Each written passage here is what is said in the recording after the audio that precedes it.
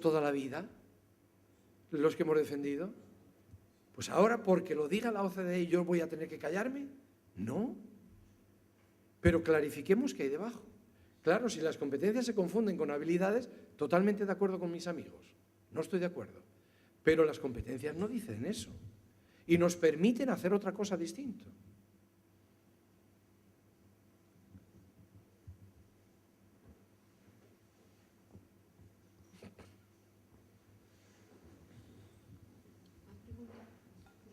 Por aquí la de...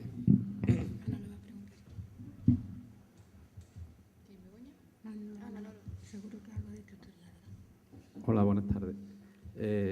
Cuando has dicho lo de la selección para entrar a estudiar para profesor, también desde la formación, desde los C, yo veo que también ahí es lo mismo que cuando hablamos del niño, del modelo del enfoque, de cambiar el enfoque de enseñanza, aprendizaje, el modelo de formación, tanto allí como en los cursos que hacemos desde los CEP, tiene que cambiar, ¿no? Tiene que cambiar. Nosotros ahora estamos llegando a los temas de comunidades de práctica, ciclos reflexivos, a ese proceso que creo que es el que tiene que encauzar la formación.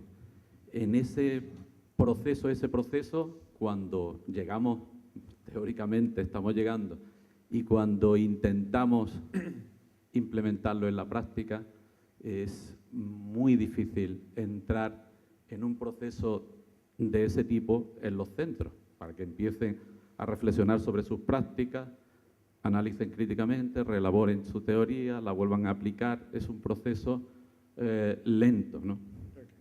Y que choca de todas con la realidad, ¿no? Tanto es así, nosotros lo primero que tenemos que hacer ahora cuando vamos a un centro es ir un poco en contra del decreto del ROC, que ha marcado 12 meses para desarrollar un proceso que llevamos, como usted... me encontré por casualidad un artículo que comentaba el tema, Jimeno y usted, defendiendo la formación inicial y cómo el artículo decía que daban en compensación, crearon los CEP en compensación por no aceptar la tesis inicial, ¿no? Pero bueno, en esta situación, no sé, a veces es un poco desesperanzada, ¿no? Porque cuando llegamos, que llevamos nosotros, por lo menos en el CEP, reelaborando, llegamos ya a la idea clave, tiene que ser formación en centro.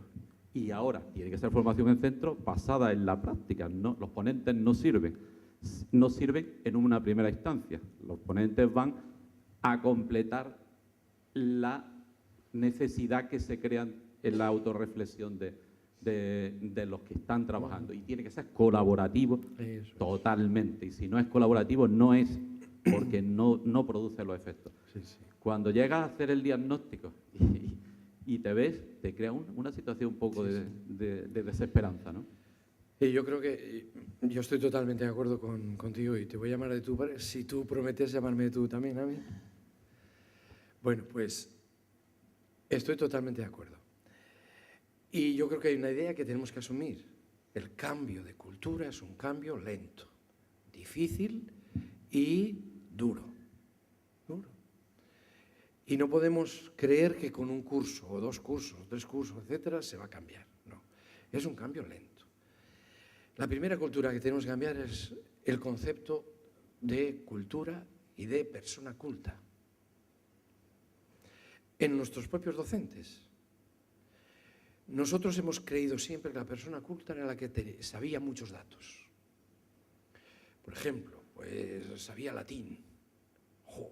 Sabía latín. Pero bueno, ¿para qué aplicaba el latín? ¿Era capaz de disfrutar de la literatura en latín? ¿Lo aplicaba luego a su vida? ¿Lo aplicaba luego a entender el mundo? ¿Lo aplicaba luego a tratar mejor a sus hijos, a su mujer y a su marido, y etcétera, etcétera? Esa no es una persona culta, la que tiene datos.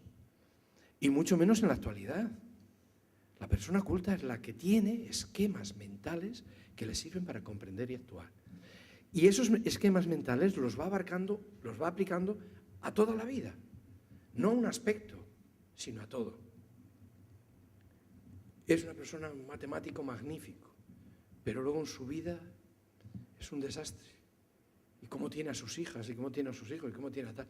No, los sabios, la sabiduría está precisamente en la capacidad de utilizar el mejor conocimiento disponible para gobernar nuestra propia vida, en todos los ámbitos.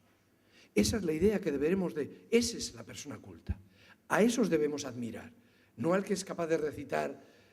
¿Os acordáis de aquel hombre que sabía todos los pájaros?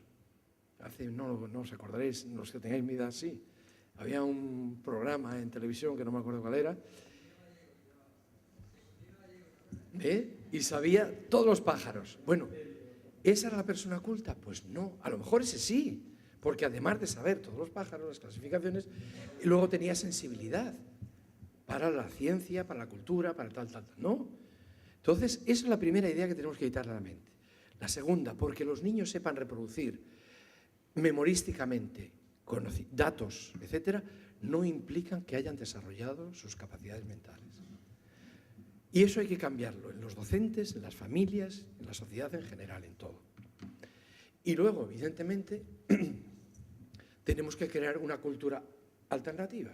Y la cultura alternativa es la que tú estás planteando. Es decir, bueno, ¿cómo logramos que los docentes cooperativamente seamos capaces de discutir lo que estamos haciendo? ¿Y cómo hacerlo?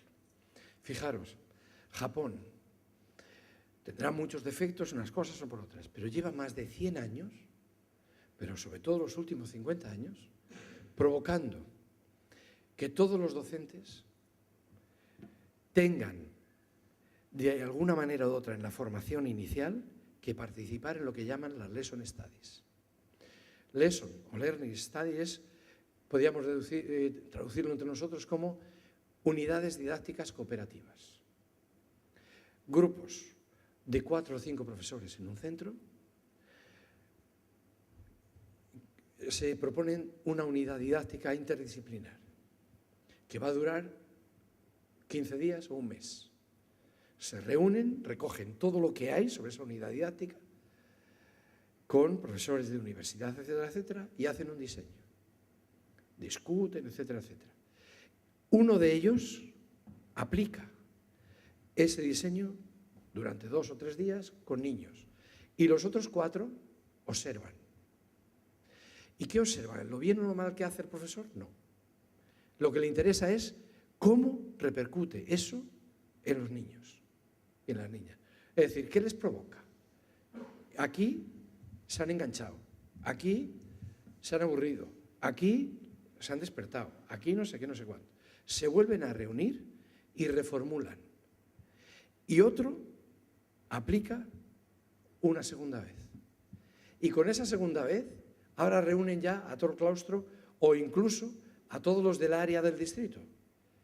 Y hacen una sesión mayoritaria donde exponen esa unidad didáctica, cómo la han concluido, qué han aprendido, cómo lo han hecho, qué efectos ha tenido en los niños, cómo se han implicado, etcétera, etcétera. Dura 15 días, hombre. Bueno, pues cada futuro docente tiene que participar por lo menos en 4 unidades didácticas, de estas cooperativas al año. Y eso lo hacen todos cuando salen antes de salir de la formación inicial. Ya han aprendido a cooperar, han roto el aislamiento nuestro, la dificultad que hay para que alguien entre en la clase de otro. Pues no, aquí se han puesto a investigar los efectos y lo importante no es si ha actuado bien o mal este profesor, sino qué repercusiones ha tenido en el aprendizaje de los niños. Nosotros no tenemos esa cultura, todo lo contrario. ¿Qué hacemos para irla adquiriendo poco a poco? Eso es lo que hay que hacer. Y yo creo que, bueno, aunque sea muy duro, pues hay que insistir más. Y es la única. Insistir, ¿quiénes? Todos. Los políticos, los investigadores, vosotros, todos en el mismo sentido. Ese es el único camino, aunque sea difícil.